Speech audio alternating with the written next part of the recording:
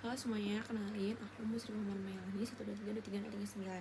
Jadi di sini aku akan membahas terkait praktikum geofisika dasar, yaitu penentuan porositas batuan. Nah, untuk alat-alat yang dipakai pada praktikum itu meliputi contoh batuan padat C, contoh batuan padat PS1, contoh batuan padat PA1, neraca teknis Ohaus, jangka sorong, desikator, dan oven. Kemudian langkah-langkah yang kami lakukan adalah mengukur dimensi dari batuan tersebut, kemudian dihitung volume dari batuan tersebut. Setelah itu dimasukkan ke desikator, ditunggu agar ruang-ruang kosong di dalam si batuan tersebut itu terisikan oleh air ataupun udara.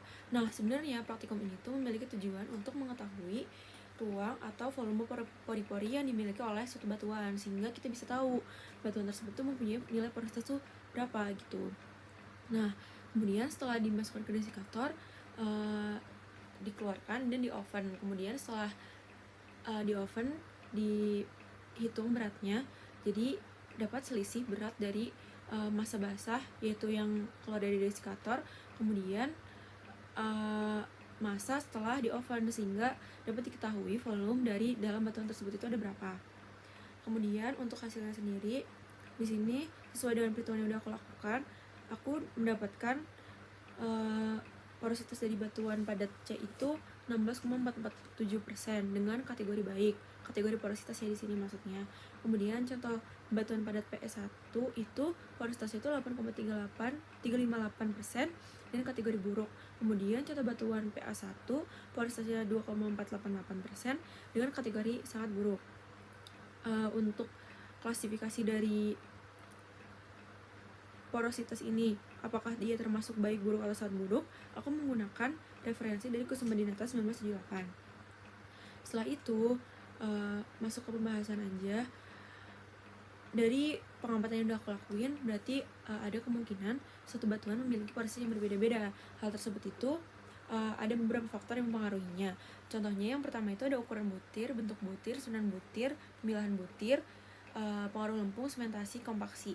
Nah, hal ini tuh dapat terjadi karena batuan tersebut mengalami proses pelapukan atau proses pengendapan yang berbeda-beda, sehingga struktur yang timbul dari batuan tersebut itu juga beda-beda.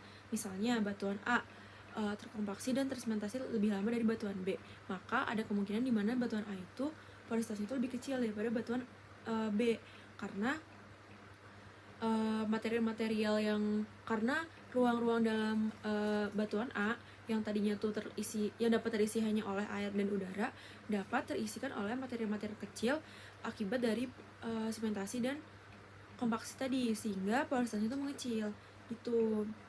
Sehingga apabila di alam itu ada kemungkinan di mana kita menemukan batuan dengan jenis yang sama, misalnya batuan A dan batuan A, namun memiliki porositas yang berbeda-beda, karena yaitu tadi kita kan batuan tersebut itu sudah mengalami proses pelapukan dan proses degradasi yang berbeda-beda, sehingga nilai porositasnya juga itu berbeda-beda. Kemudian di pembahasan ini juga aku membahas tentang desikator atau alat yang kemarin digunakan. Jadi prinsip kerja desikator secara garis besar itu mengisikan air dan udara ke dalam pori-pori yang ada di dalam batuan, sehingga dapat diketahui volume pori-pori yang ada di dalam batuan tersebut itu berapa. Nah, porositas yang didapatkan dari praktikum ini tuh menjelaskan bahwa volume pori-pori adalah sekian persen dari volume batuan. Misal, batuan A memiliki porositas 10%, maka volume pori-pori terdapat 10% dari volume total batuan, sehingga dapat dikatakan bahwa porositas batuan tersebut adalah 10%. Sekian dari saya. Wassalamualaikum warahmatullahi wabarakatuh.